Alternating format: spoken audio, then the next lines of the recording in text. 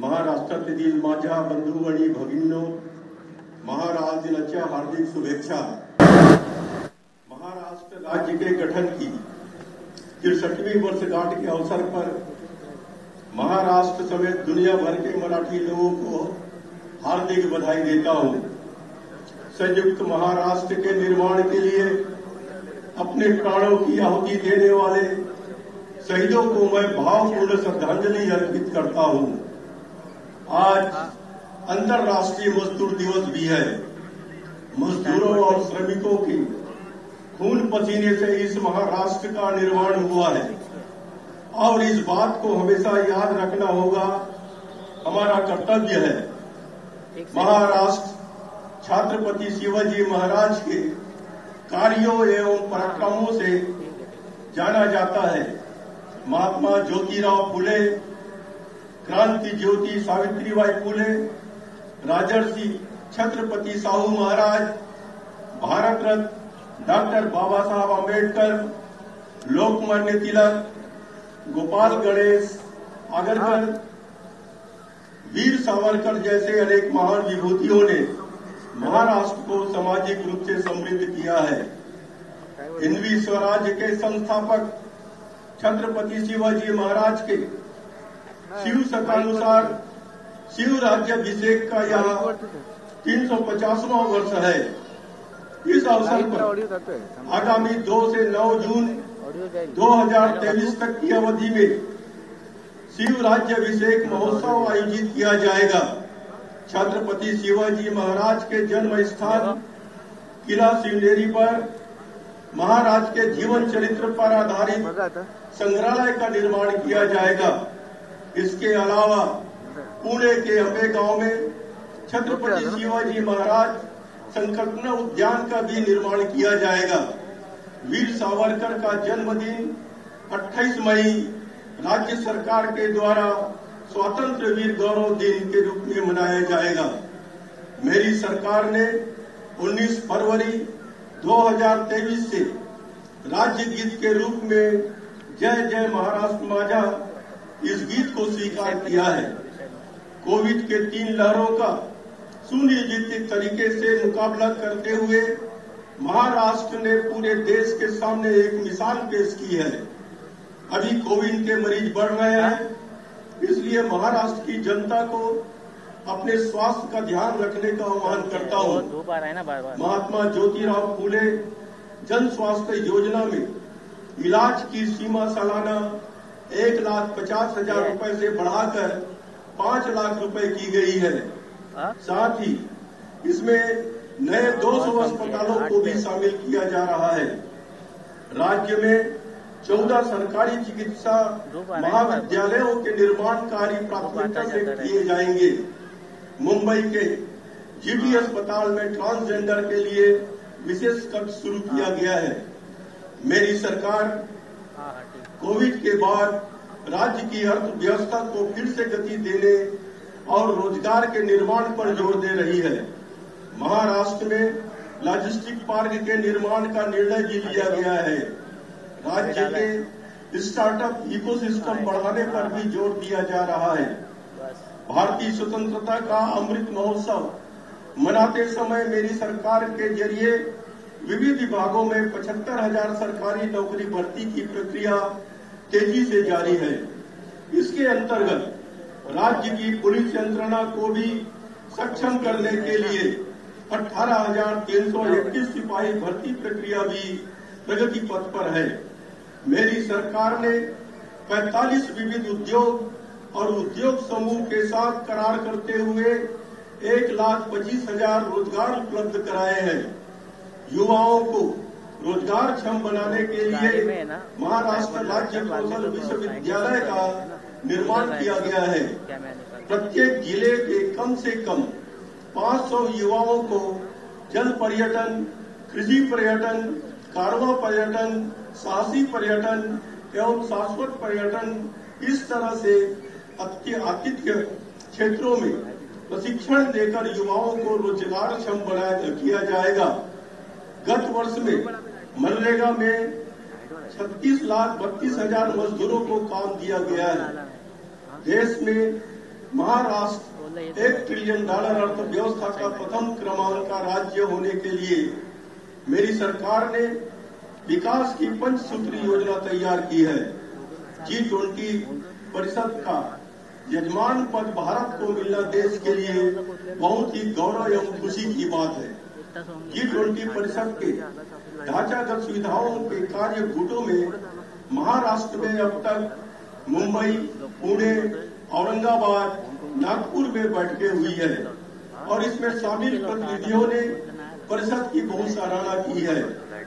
मेरी सरकार ने हिंदू हृदय सम्राट बाला साहब ठाकरे महाराष्ट्र समृद्धि महामार्ग का 88% से अधिक काम पूरा किया है। नागपुर से शिरडी के बीच 521 किलोमीटर लंबाई के रास्ते का लोकार्पण कर यह रास्ता यातायात के लिए खोल दिया गया है। अब तक इस महामार्ग का 10 लाख से अधिक वाहनों ने उपयोग किया है। नैसर्गिक आपदा में हुई क्षति के पंचनामे समय पर हो सके इसके लिए सूचना प्रौद्योगिकी की मदद ले रहे हैं। अब निरंतर हो रही बारिश की क्षति के लिए भी मदद की जाएगी। मेरी सरकार ने किसानों की उपज बढ़े इसके लिए प्रधानमंत्री कृषि सम्मान योजना में राज्य सरकार के अनुदान में वृद्धि के लिए नमो किसान महासम्मान निधि योजना लाई है। इसमें केंद्र सरकार के जरिए हर साल प्रति किसान 6,000 रुपए दिए जा रहे हैं और अब राज्य सरकार भी प्रति किसान 6,000 रुपए देगी। इससे राज्य के किसानों को 12,000 रुपए प्रति वर्ष मिलेंगे। प्रधानमंत्री पीक बीमा योजना के बीमा किस्त में 2% रकम किसानों को भरनी पड़ती थी, लेकिन अब यह रकम मेरी सरकार के जरिए अदा की जाएगी और किसान सिर्फ 1 रुपया भरकर प्रधानमंत्री पीक बीमा पोर्टल पर पंजीयन कर सकेंगे। नियमित रूप से ऋण चुकाने वाले किसानों को प्रोत्साहन के रूप में 50,000 रुपए तक का लाभ देने का निर्णय लिया है। इस अनुदान का लाभ तकरीबन 14 लाख से अधिक किसानों को मिल रहा है। मेरी सरकार के जरिए परियोजना से प्रभावित मछुआरों को क्षति का मुआवजा देने के लिए सर्वसमावेशी नीति बनाई गई है। इस साल से पारंपरिक रूप से मच्छीमारी करने वाले मछुआरों को 5 लाख रुपए की बीमा छत्र योजना चलाई जाएगी। मेरी सरकार द्वारा राशन कार्ड धारकों को गुड़ी पड़वा से भारत रत्न डॉक्टर बाबा साहब अम्बेडकर की जयंती के दिनों में 4 राशन पदार्थों को शामिल किया गया है और आनंद दचा सीधा सेट पर सिर्फ 100 रुपए इतने कम दर से वितरण किया है। राज्य के 1 करोड़ 63 लाख से अधिक परिवारों को आनंद दचा सीधा का वितरण किया है। मेरी सरकार ने लड़कियों के सक्षमीकरण के लिए लेक लाटकी यह नई योजना लाई है।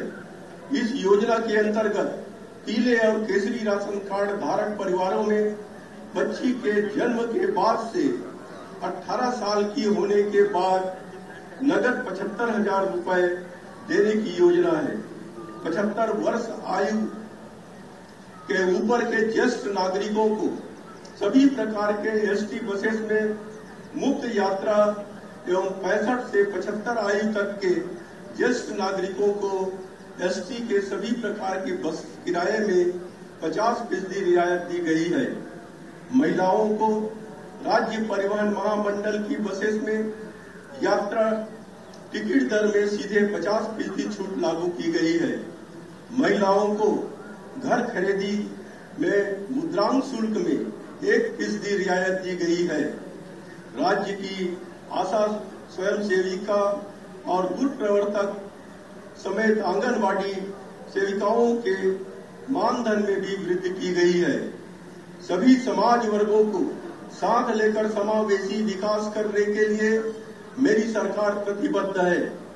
दिव्यांगों का संरक्षण, पुनर्वसन, रोजगार एवं स्वरोजगार का क्रियान्वयन करने के लिए मेरी सरकार ने दिव्यांग कल्याण विभाग का गठन किया है। मेरी सरकार ने राष्ट्रकुल खेल प्रतियोगिता के स्वर्ण पदक विजेता खिलाड़ियों की पुरस्कार राशि में 5 गुना वृद्धि की है। अब स्वर्ण पदक विजेता खिलाड़ी को 50 लाख, रजत पदक विजेता को 30 लाख और कांस्य पदक विजेता को 20 लाख रुपए पुरस्कार राशि दी जाएगी। राज्य के नागरिकों को किफायती दरों में रेत मिलने के लिए एवं अनाधिकृत रेत उत्खनन पर रोक लगाने के लिए नई विस्तृत रेत नीति भी बनाई गई है। मराठी भाषा को अतिशीघ्र अभिजात के शास्त्रीय भाषा का दर्जा दिलाने के लिए राज्य सरकार इस मामले को केंद्र सरकार के समक्ष उठा रही है। आगामी दिनों में अमरावती के रिद्धपुर में मराठी भाषा विद्यापीठ स्थापित किया जाएगा।